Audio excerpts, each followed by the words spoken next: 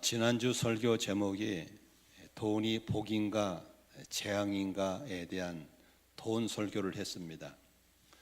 근데 마침 지난주에 저희 교회 예배에 선교사님 가족들이 세 가족이 참석했습니다. 6명이죠. 그분들이 끝나고 식사를 하면서 저한테 그런 말 합니다. 목사님, 어떻게 그렇게 돈 설교를 빡시게 해도 성도들이 다 듣고 있어요. 그래. 어떻게 그런 돈 설교를 대담하게 할 수 있어요? 다른 교회에서는 전하기 힘들고 듣기 힘든 설교를 했어요. 저희 교회의 실력입니다. 우리 교회는 그런 말을 해도 시험 들 사람이 없고 그런 말을 자유롭게 할 수 있는 교회가 저희 교회입니다. 저는 지금 고린도서를 시리즈로 강의하고 있기 때문에 제가 주제를 정하거나 본문을 정할 수가 없습니다. 그러다 보니까 지난주 8장에 지난주에서 9장을 강의하다 보니까 오늘도 또 돈 얘기가 나옵니다. 들으시면서 불편하신 분들이 있을 것이고 들어도 아무렇지 않은 사람이 있을 겁니다. 아마 대부분은 저희 성도님들은 돈 설교에도 편안하게 들을 수 있습니다. 기억하십시오. 돈 설교도 편안하게 들을 수 있는 사람은 돈을 정복한 사람입니다. 그런데 돈 설교할 때 불편하고 듣고 싶지 않고 뛰쳐나가고 싶으신 분은 잘 유념하십시오. 아직 돈을 정복하지 못한 사람들입니다. 일반적으로 많은 사람이 돈에 대한 생각을 그렇게 합니다. 돈을 많이 가지면 행복해지고 존경을 받게 될 것이고 이웃을 위해서 선한 일을 많이 하게 될 거라고 생각합니다. 그러나 실제로 돈이 많아지면 정반대 현상이 생깁니다. 염려가 생기고 또 근심이 쌓이고 이웃과의 관계가 나빠지고 자기 절제를 못해서 타락할 때가 있습니다. 한 번은 저희 아내가 우연히 농담 반 진담 반 나 로또 한번 사볼까? 그러더라고. 왜? 그랬더니 한방 빵 터지면 좀 선교사 좀 도와주고 가난한 교인도 도와주면 얼마나 좋을까 그래요. 내가 그 말 듣고 단호하게 NO 했습니다. 절대로 사면 안 되고 설령 돼도 안 되고 되면 더 안 되고. 왜냐하면 제가 어제 AI에 로또에 대해 한번 알아봤거든요. 로또에 알아봤더니 로또 한 장에 1,000원이더라고요. 1,000원인데 한 주간 판매액이 1,635억 원입니다. 작년 24년도에 한 해 동안 로또 금액이 5조 9,562억 원이었습니다. 매주 토요일 날 8시에 추첨을 하는데 그때 당첨된 사람이 한 번 1등 당첨되면 25억 정도 된답니다. 매주마다 다르는데 25억 정도. 그런데 세금 한 7억 띄우고 나면 한 18억, 17억 정도를 수령한다고 합니다. 만에 하나 우리 아내에게 이런 일이 있었다면 첫째는 심장마비 걸릴 확률이 많고 그 다음에 상당히 불길한 일들이 많이 있을 것 같습니다. 그래서 제가 우리나라 사례는 별로 발표된 게 없는데 AI에 물어봤더니 외국에 이 복권 때문에 나타난 사례들이 많이 발표되어 있더라고요. 첫째, 미국의 윌리엄 버드 포스트라는 사람이 당첨이 됐는데 1,600만 달러, 약 200억 원을 받았습니다. 당첨된 후에 어떤 일이 생겼냐면 가족과 친구들이 도움을 요구하다 보니까 갈등이 생겼고 심지어는 그 형은 당첨된 동생을 살해하려고 암살 준비하다가 들켜서 감옥 가기도 하고 사치와 방만한 투자로 순식간에 파산되어서 당첨 10년 후쯤에 파산하고 정부 보조금에 의해 살아가는 사람으로 전락해버렸습니다. 그가 남긴 명언이 있습니다. 복권에 당첨한 것은 내 삶의 재앙이었습니다. 입니다. 잭 휘트커라는 사람도 약 4천억 원을 받았습니다. 20년 전에. 이 사람은 처음에는 기부와 좋은 일에 사용했지만 이후에 사치와 방탕한 삶으로 전락했고 그 손녀는 마약 중독으로 사망했고 여러 차례 절도와 사기 피해를 당했고 그는 이런 명언을 남깁니다.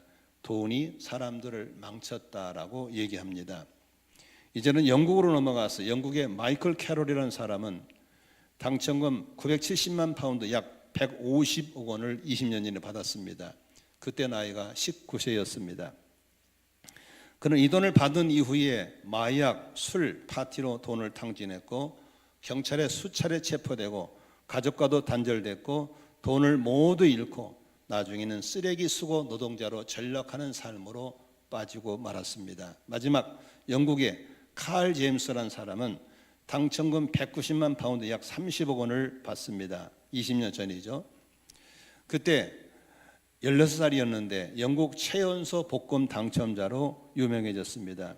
미성숙한 나이에 돈을 받아서 사치하고 주로 성형을 많이 했고 파티에 빠졌고 돈을 탕진했습니다. 그리고 성인이 된 후에는 우울증과 재정난을 겪으며 이런 고백을 합니다. 16세 복권 당첨은 내 생의 저주였다라고 얘기하고 있습니다. 왜 이런 일이 생겼을까를 알아봤을 때 재정관리 능력이 부족했습니다. 갑자기 큰 돈이 생기니까 이걸 어떻게 써야 할지를 갈피를 못 잡은 겁니다.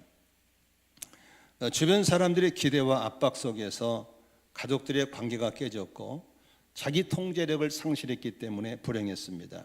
결국 정리한다면 복권 당첨은 행운이지만 준비해야 되는 재정은 그에게 복이 아니라 저주라는 사실을 얘기하고 있는 것입니다. 한국판 하나 얘기하겠습니다. 제가 잘 아는 목사님입니다. 그의 조카도 목사입니다.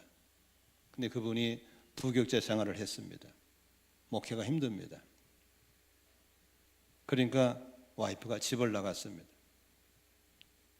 이제 일자리가 없어서 목사인데 빈둥거리다가 슈퍼에서 빵과 우유를 사 먹었는데 하필 슈퍼 주인이 잔돈이 없다고 그러니까 잔돈 대신에 복권을 받았습니다.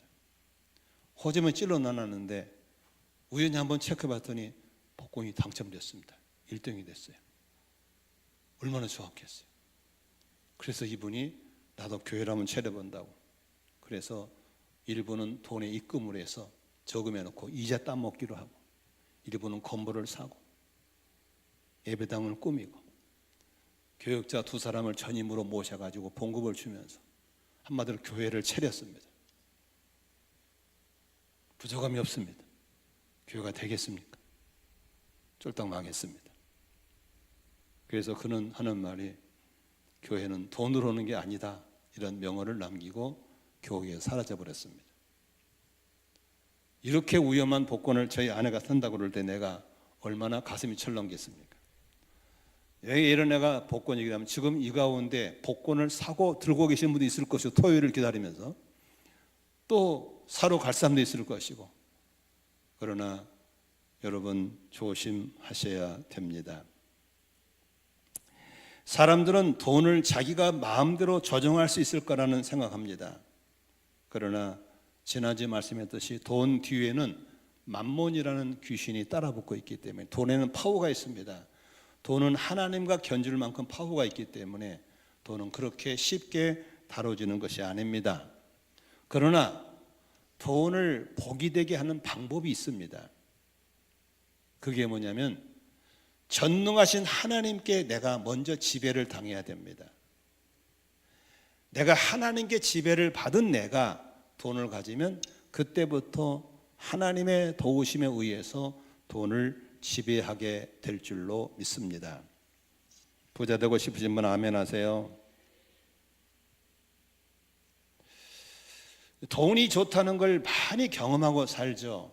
저는 6.25 직후에 태어나서 정말 가난했습니다. 떨어진 양말은 기본이었고 새 옷을 입어본 적이 없습니다. 설날 한 번 사준 것 걸어놓고 한 번 입고 그리고 쌀밥을 먹어보기 없고 자전거가 없어서 20리길을 걸어서 통학했습니다. 지금은 우리 청년들 자전거 안 타고 다니더라고요. 웬만하면 승용차에 있습니다. 구멍난 양말은 아예 안 신더라고요. 버려버리더라고요. 옷도 떨어져는 안 입고 새 옷 사이 입고 돈이 참 좋습니다. 선풍기 없어서 부채로 이렇게 지내던 우리였습니다. 지금은 선풍기도 안 틀잖아요. 에어컨 틀고 살고. 참 돈이 좋습니다. 얼마 전에 어떤 목사님들의 모임을 갖고 저녁 식사를 하게 됐는데 청국장을 먹게 됐습니다.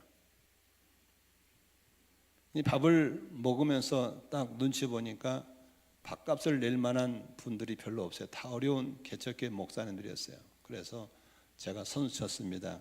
오늘 저녁 식사는 제가 섬기겠습니다. 그랬더니 다들 좋아하고 고마워하더라고. 그래서 제가 한마디 더 했습니다. 이거는 제가 사는 게 아니고 저희 교회가 사는 것입니다. 교회가 재정이 있고 또 저에게는 활동비를 주시기 때문에 참 돈이 좋다라는 생각을 합니다. 여러분, 서점에 가면 책이 많이 나와 있잖아요. 그런데 그 책 중에서 돈 잘 버는 법에 대한 책은 무지개 많습니다. 재테크라고 그러죠. 어떻게 하면 돈을 많이 불리는가, 잘 버는가에 대한 책입니다. 그런데 눈을 씻고 봐도 어떻게 하면 돈을 잘 쓰는가, 돈을 바르게 쓰는가를 가리키는 책은 그렇게 보이지 않습니다. 오늘 고린도 후서 9장에는 바울 사도가 고린도 교인들에게 돈을 이렇게 쓰면 좋다, 돈을 이렇게 하면 복이 된다라는 몇 가지 가르침이 있어서 여러분들에게 전하고 싶습니다. 지난주도 잘 들었듯이 이번 주도 마음 편하게 잘 들으셔서 여러분들에게 돈이 복이 되기를 바라고 돈을 잘 쓰게 되기를 주의 이름으로 축원합니다. 그리고 그놈의 지긋지긋한 가난 좀 떨치고 싶은 분도 잘 들으시면 오늘 여러분들이 가난을 떨치게 되는 비결도 얻게 될 줄로 믿습니다. 첫째는 돈을 가지면 돈으로 하나님의 능력을 체험하는 기회를 한번 삼아 보시기를 바랍니다. 사람의 믿음이 자라야 되거든요. 오늘 김선미 자매 이제 아기처럼 이제 갓 태어난 아기 신앙이 되었잖아요. 그런 저 자매님이 예수의 좋은 제자가 되도록 성장하려면 믿음이 자라야 되거든요. 믿음이 자라기 위해서 성경 공부도 해야 되고 섬김도 받고 섬김도 해야 되고 기도도 해야 되겠죠. 그러나 그 중에서 믿음이 잘 자라는 비결 중에 하나가 하나님을 체험하는 겁니다. 성령님의 은혜를 체험하고 말씀을 체험하듯이 생활 속에 하나님은 살아계시구나, 이런 체험하는 것이 믿음 성장에 굉장히 도움이 됩니다. 그 중에 하나가 바로 돈을 가지고 하나님을 체험할 수가 있는 것입니다. 그게 바로 11조입니다. 11조 하면 오금을 펴고 인상을 쓰는 분인데 다 어딘가 꾸려서 그럽니다. 성경에 조물주 하나님이 피조물인 우리 보고 야 너희들아 테스트 한번 해봐, 이 얘기 한 적 한 번도 없습니다. 사람이 하나님을 테스트하면 죽습니다. 그런데 딱 한 구절, 너 한번 나 테스트 해봐, 이 구절이 있습니다. 한번 읽어볼까요? 말라기 3장 10절입니다. 같이 읽습니다. 너희는 온전한 11조를 창고에 들여놓아 내 집에 먹을거리가 넉넉하게 하여라. 이렇게 바치는 일로 나를 시험하여 이렇게 바치는 일로 하나님을 시험하여 내가 하늘문을 열고서 너희가 쌓을 곳이 없도록 복을 붓지 않나 보아라. 나 만군의 여호와의 말이다 라고 말씀하셨습니다. 하나님이 말라기 선지자를 통해서 이스라엘 백성들에게 11조 얘기를 합니다. 네가 온전한 11조 해봐, 그러면 내가 너에게 복을 주나 안 주나 한번 테스트 해봐, 이 말입니다. 테스트 해보라요. 많은 분들이 이 문제에 대해서 이의를 제거하고 태클을 걸어옵니다. 아브라함이 멜기세덱 때부터 11조가 나왔죠. 그리고 모세 오경 때 나오죠. 그리고 예수님 때부터 쭉까지 수천 년의 여호와를 믿고 구원받은 백성들에게 11조 얘기가 나옵니다. 저는 이 11조를 내가 구원의 확신을 가진 다음부터 지금까지 수십 년 동안 거의 반백년을 했습니다. 저는 얼마나 좋은지 모르겠습니다. 그리고 이걸 하라고 꼭 권하고 싶습니다. 우리 자녀들도 절대로 이건 손대지 않았으면 좋겠다라고 가르쳐 왔습니다. 많은 사람들이 이 11조를 통해서 시험 들기도 하고 하나님을 경험하기도 합니다. 제가 청년 때 YM에서 훈련 받을 때 한 형제가 연예인 자녀가 왔습니다. 아버지는 유명한 연예인인데 그 친구도 가수였습니다. 간증할 때 이렇게 간증했습니다. 여러분, 제 코 밑에 보면은 입술 위에 큰 흉터가 하나 있습니다. 이 흉터가 뭔지 아세요? 그러면서 이 흉터는 우리 아버지가 11조 떼어먹어가지고 생긴 흉터입니다 라고 간증을 시작했습니다. 아버지가 연예인으로 있으면서 수입이 들어오니까 그 수입을 이리 뛰고 저리 뛰고, 아버지가 연예인 교회 다니셨는데 그런 늘 마음에 불안이 있었나 봐요. 11조 떼어먹은 것 때문에.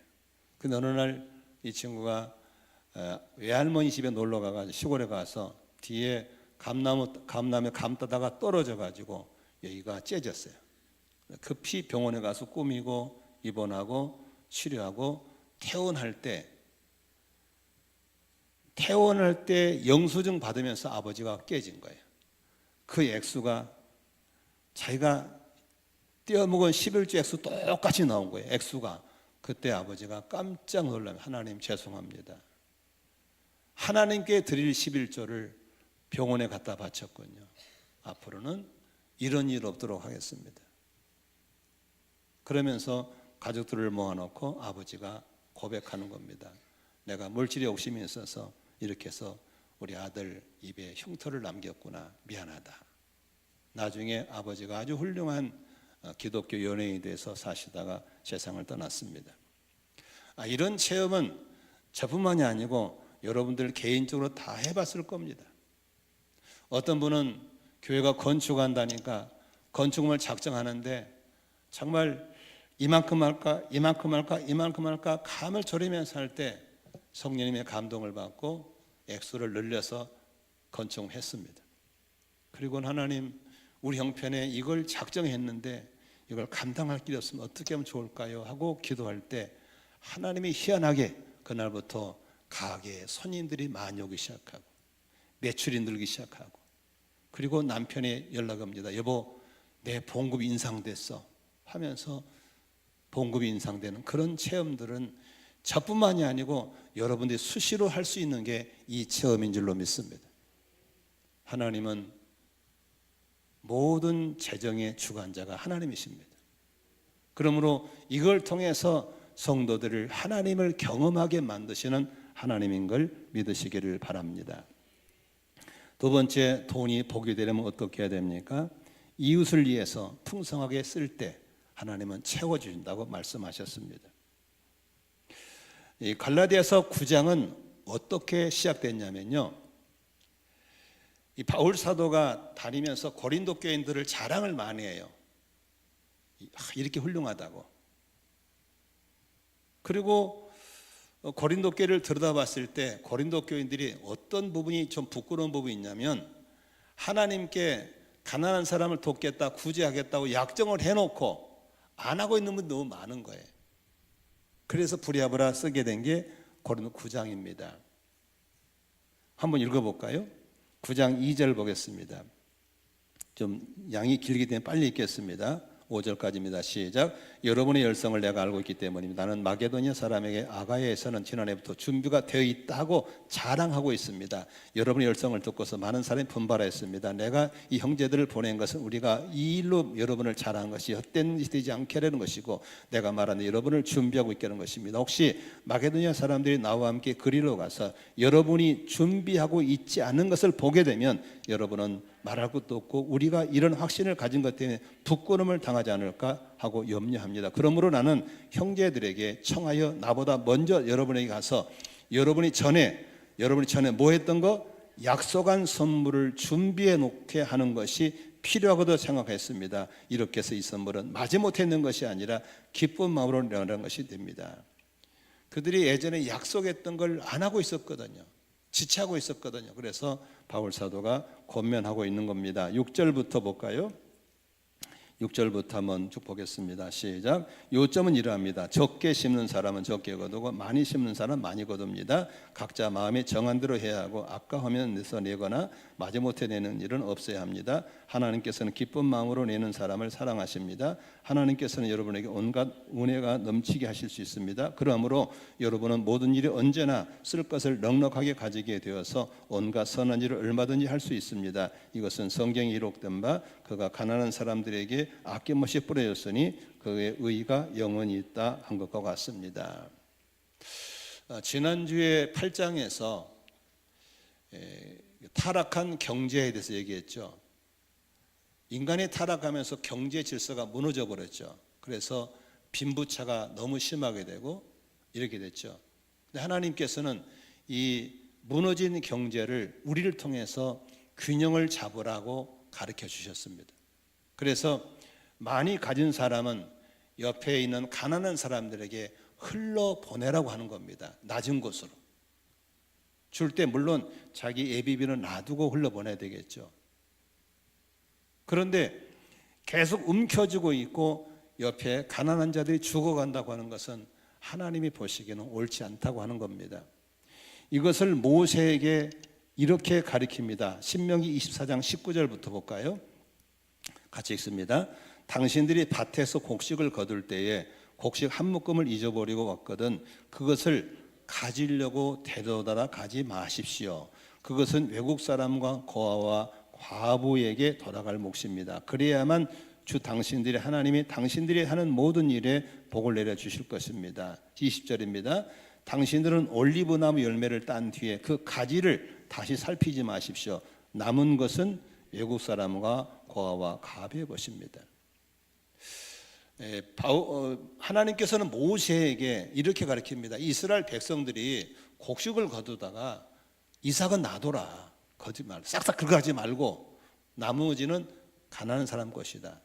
과일을 따다가 싹 따버리지 말고 좀 남겨둬라. 우리나라 사람들은 까치밥이라고 하잖아요. 그러나 가난한 사람 따먹도록 놔두라고 하는 겁니다.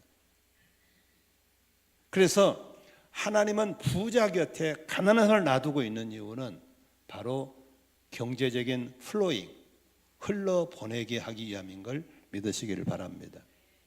그러므로 여러분 곁에 가난한 사람이 있다고 하는 것은 거기에 대해서 무책임이 아니라 관심을 갖고 내게 가지고 있는 걸 흘러보내시기를 바랍니다.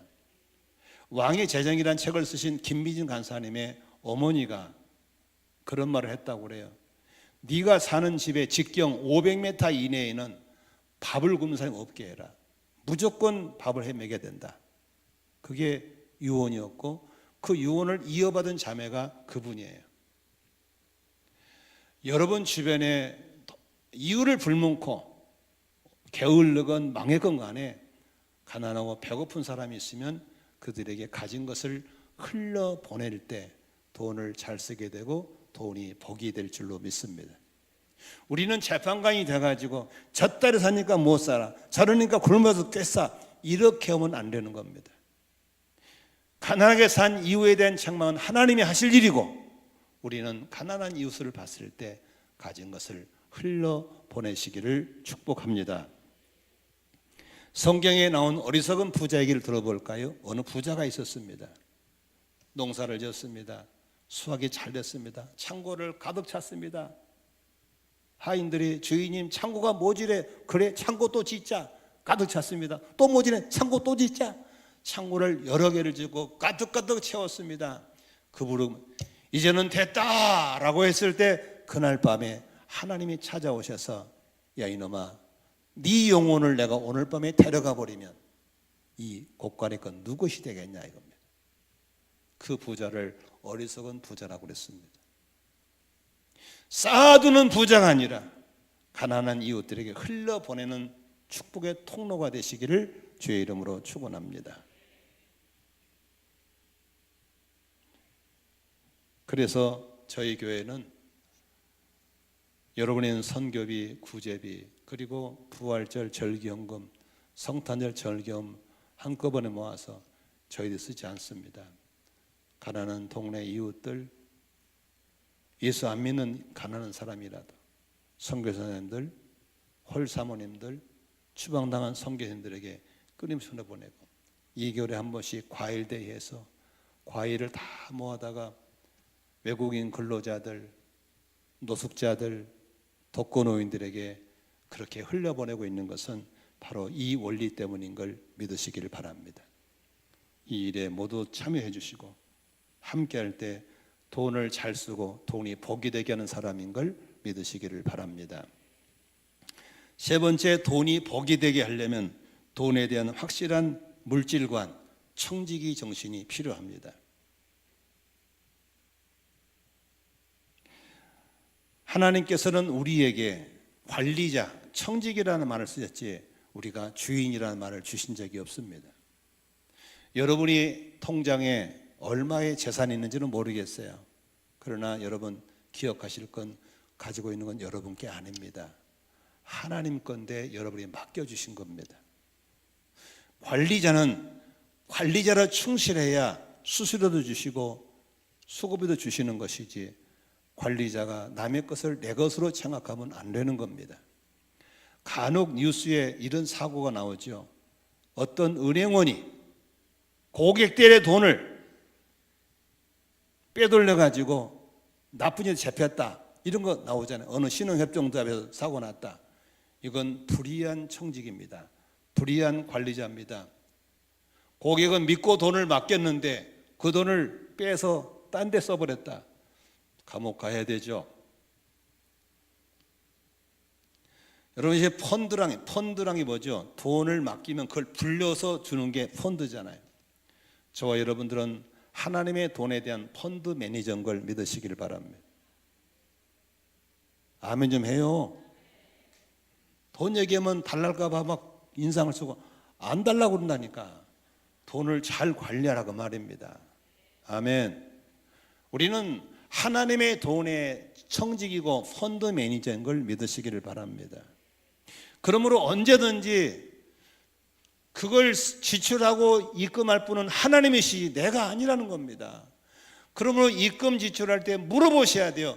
아버지 하나님 어떻게 할까요? 라고 물어보시고 그분이 결제하면 지출하시고 주시면 받으면 될 거 아닙니까? 그런데 들어오기는 들어오는데 나갈 줄을 몰라. 다 썩는 거예요. 다 타락하는 거예요. 죽을 때 비참하게 죽는 거예요. 이 설교를 못 들어서 그런 거예요. 선한 청직이 선한 펀드 매니저 되시기 바랍니다. 근데 매니저는 뭘로 사는지 아세요? 남의 돈을 갖다가 많이 불리잖아요. 그럼 수수료가 나와. 그러므로 2달란트를 4개로 만들고 5개를 10개로 맡긴 사람은 하나님이 더 맡기셨어. 할렐루야.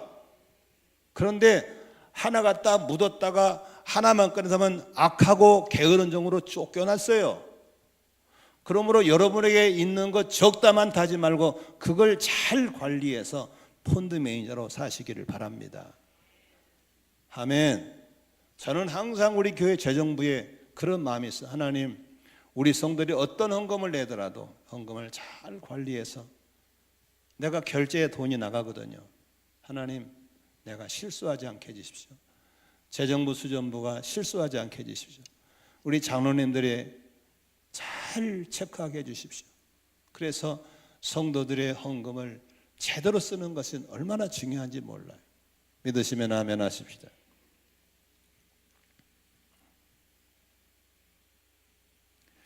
미국의 어떤 성도님의 간증인데요. 이 가정교회를 보니까 너무 좋은 거예요. 신약교회를 회복하고 이 이상 성경적인 교회가 없다는 걸 알고 나서 그분이 목사님을 찾아와서 목사님, 제가 앞으로 사업이 잘 되면 그 번 돈을 가지고 가정교회를 쓰겠습니다 라고 약속, 기도를 받았어. 근데 하나님이 그 사업에 복을 주는 거야. 계속 잘 되는 거야. 돈이 벌리는 거야. 돈을 벌리니까 좋은 차를 샀어. 돈이 벌리니까 집을 좋은 걸 샀어. 옷도 좀 메이커를 입고 있었어. 그때 지혜로운 아내가 태클을 걸었어요. 여보, 우리가 이런 약속하고 이렇게 기도받지 않았습니까? 큰다고 해서 돈 벌린다고 자꾸 차를 늘리고 자꾸 집을 늘리고 자꾸 옷을 바꾸면 어떻게 합니까? 안 됩니다. 그러니 우리 오늘부터 집은 이 이상은 안 늘리기로, 차는 2 이상 안 늘리기로, 옷은 2 이상 안 사기로 하고 나머지는 모두 다 약속대로 우리 전 세계에 이 좋은 교회가 전파되도록 힘씁시다. 그런 청년들 잘 들어. 그렇게 좀 지혜로운 여자를 만나야 돼. 싸가지 노란 것 만나면 힘들어. 어? 우리 자매들은 그렇게 멋있고 이쁜 자매가 되시길 바랍니다. 그 목사님 남편이 오케이. 그래서 그때부터 이분이 더 이상 집 사고 차 사는데 눌리지 않는 거예요. 그리고 돈이 모이면 목사님 갖다 드리면서 목사님 이 돈 가지고 전 세계 가정교회를 심으십시오. 바로 그런 부자들이 휴스턴 서울교회에 많아요. 그래 그 돈 가지고 최영임 목사님 은퇴하시고 나서 지금 81세인가 되거든요. 지금도 전 세계 다니면서 그렇게 사역을 할 수 있는 건 그런 멋있는 부자, 멋있는 청지기가 있기 때문인 걸 믿습니다. 나는 우리 교회에 좀 이런 멋있는 부자가 쏟아져 나오기를 주의 이름으로 축원합니다. 그래서 우리 선교사님들 좀 지난주 금요일 날요 저한테 어떤 예배 초청이 왔어요. 제가 못 가고 유튜브로만 드리는데 무슨 예배냐면 목회자 은퇴 준비 연구소, 목회자 은퇴 준비 연구소라는 게 생겼어요. 거기서 나와 보고하는 보니까 우리 선교사님들의 90%가 은퇴 준비가 안 돼 있어요. 늙어서 선교지 나온과 동시에 바로 노숙자야. 그냥 한국의 목사님들 80%가 은퇴 준비가 안 됐어요. 그냥 나오면 바로 기초수급자예요. 보낼 때는 신나게 보내고 목회할 때 계속 목회만 하게 놔두고 대안을 준비 안 했어요. 그래서 그 연구소에서 어떻게 하면 이분들을 거지로 안 만들 것인가를 연구하고 대안을 만드는 거예요.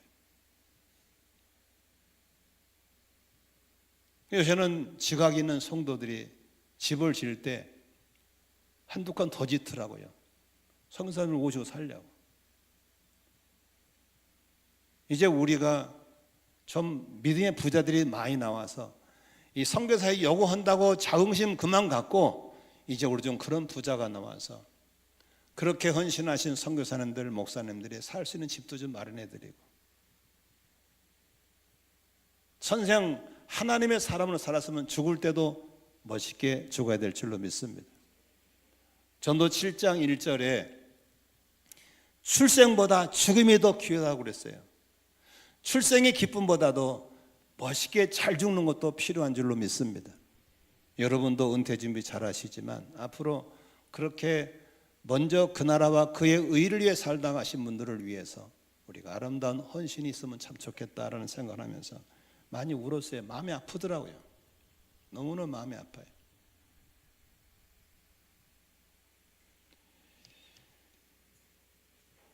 네 번째, 돈이 복이 되면 어떻게 할 것인가? 돈이 사람을 의롭게 하고 돈이 능력을 갖게 하고 돈이 사람을 착하게 만듭니다.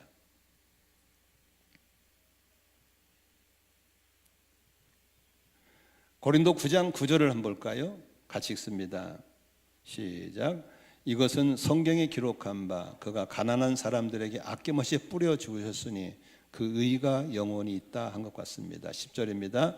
심는 사람에게 심을 씨와 먹을 양식을 공급해 주시는 하나님께서 여러분에게도 씨를 마련해 주시고 그것을 여러 갑절로 늘려 주시고 여러분의 의의 열매를 증가시켜 주실 것입니다. 이렇게 목장을 하다 보면요, 우리 교회도 마찬가지고 다른 교회도 보면은 목자가 좀 시원찮아. 가방끈도 작고 인물도 그렇고 모든 게 다 스펙도 그래.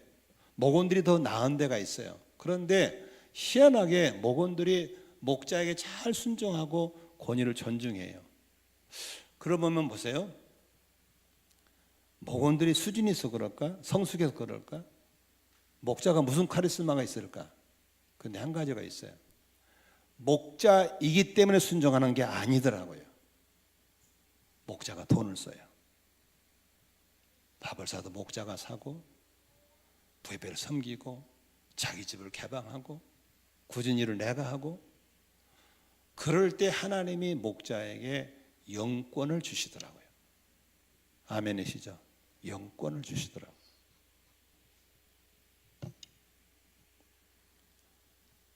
어떤 장로님이 자기 목사님 맨날 교회만 있고 어디 가서 무슨 리더를 못해.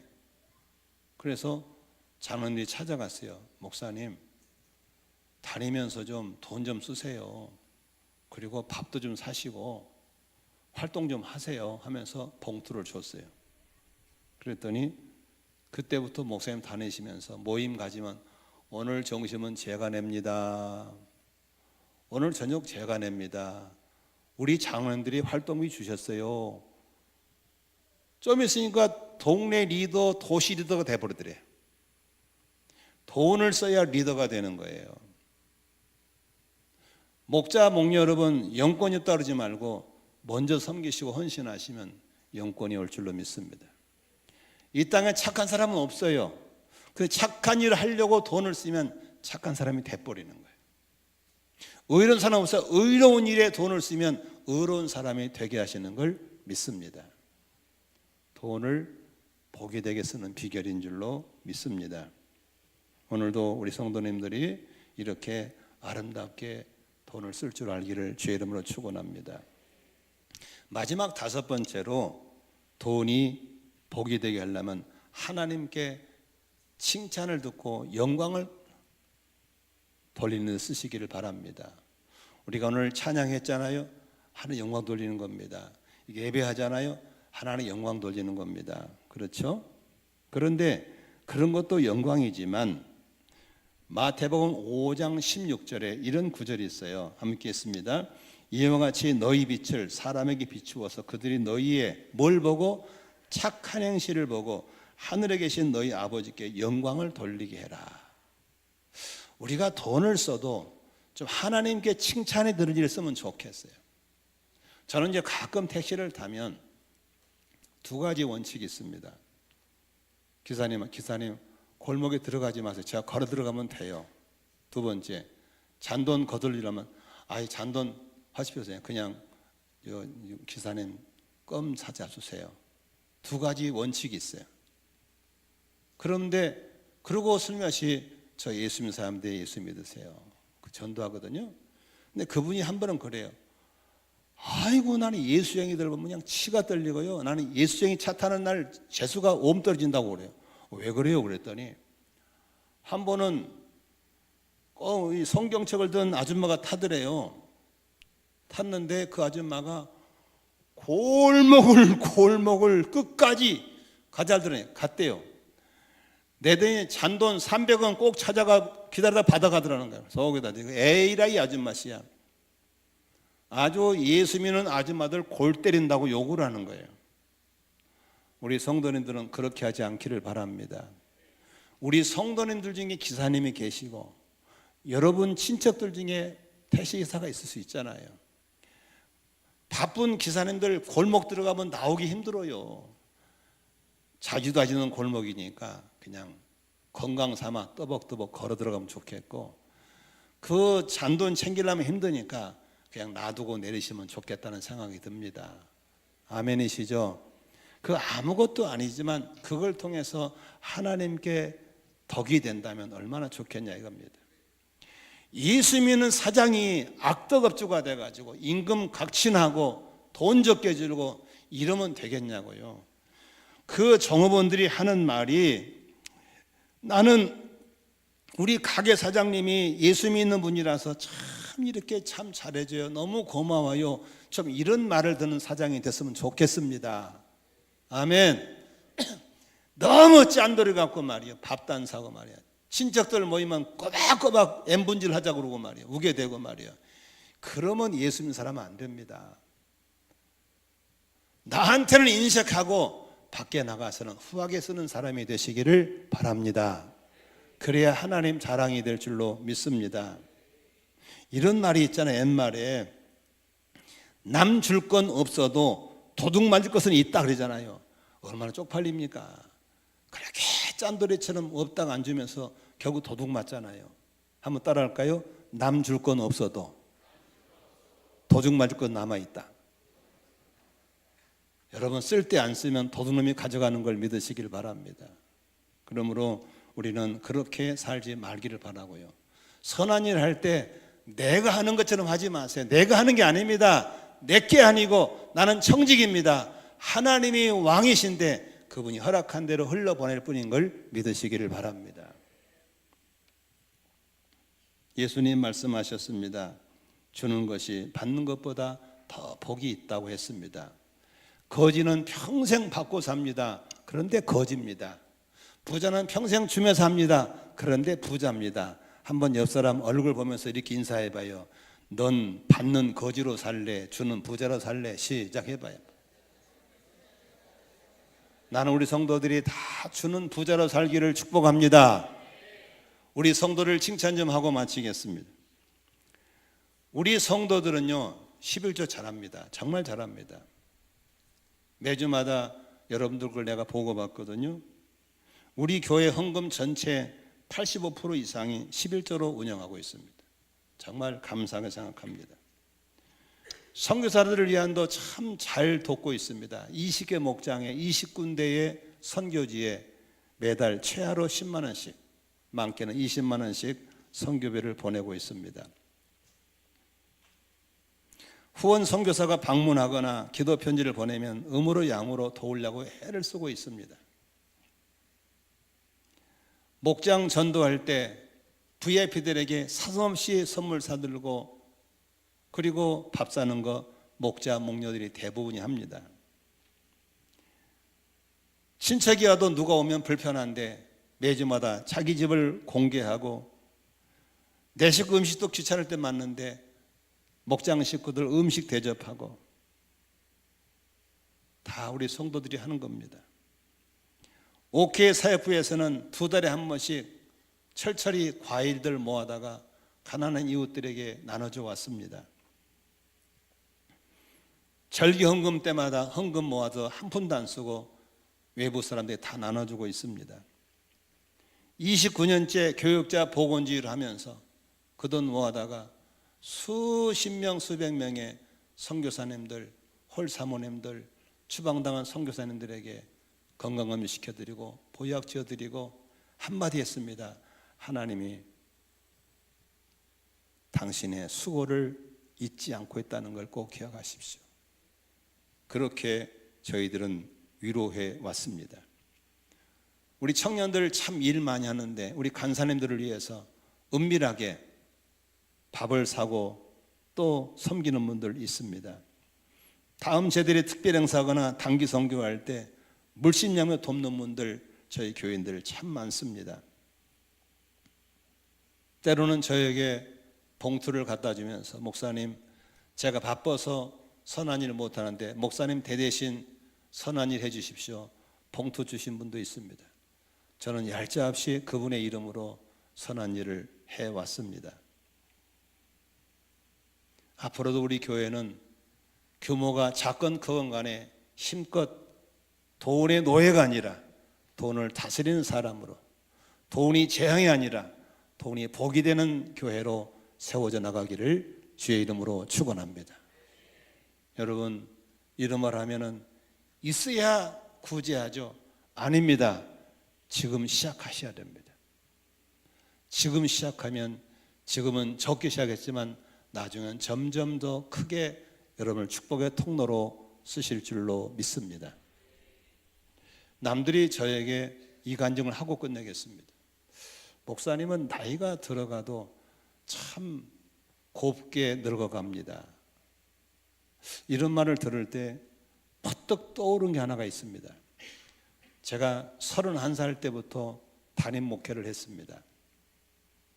그런데 이상하게 저에게는 무슨 은혜가 있었냐면요, 모임에 가면 원로들, 그런 노인들 목사들이 오시거든요. 그분들은 그 모임에 회비 낼 돈이 없나 봐요. 불편한가 봐. 근데 항상 내가 선수해요. 목사님, 이번 달 회비는 제가 내드릴게요. 이렇게 늘 어른들 회비를 내드렸어요. 그리고 그 노인들이 모임에 나오고 싶은데 차비가 없는 분 있어요. 그러면 손에 늘 차비를 쥐어드렸어요. 그건 내가 착해서가 아니라 성령님이 저한테 그런 감동을 주신 것 같아요. 그러기를 수십 년을 했어요. 근데 어느 날 주님이 저한테 사랑하는 종아, 네가 그렇게 심은 거 내가 다 기억하고 있다. 너의 노후는 내가 책임져 주마. 그래 하나님이 저의 노후가 돼가니까 그렇게 여러 가지 방법으로 저지 건강을 주시고 자녀들이 잘 되게 하시고 목회가 평안해지고 할렐루야. 참 많은 성도들이 저를 도와주셔서 이렇게 젊을 때보다 노후가 더 좋아지게 하는 축복을 받고 있어요. 왜 내가 이 간증을 하냐면 하나님은 여러분들의 복을 주시기 위해서 여러분에게 감동을 주실 거예요. 그때 그 감동을 절제하지 말고 성령께 묻고 듣고 하나님 뜻이라면 그때 순종하시고 훌로잉 하시기를 바랍니다. 하나님 반드시 여러분들을 복을 주실 줄로 믿습니다. 절대로 지금보다 더 나은 삶을 주실 걸 믿으시기를 바랍니다. 아멘. 그러면 그 올로 목사님들의 손을 꼭 잡고 김 목사 고마워 고마워 했던 것이 기억이 납니다. 돈 몇 푼 안 돼요. 회비 몇천 원 정도. 제가 차비 5천 원 정도밖에 없어요. 그러지만 그럴 때마다 성령께 감동하고 순종했더니 그렇게 복을 주시더라고요. 아멘이시죠? 여러분 선한 청지기로 사시기를 바랍니다. 멋있는 폰드 매니아로 사시기를 바랍니다. 하나님이 우리 성도들을 지금보다도 훨씬 더 크고 넓게 아름답게 쓰실 줄로 믿습니다. 기도하겠습니다.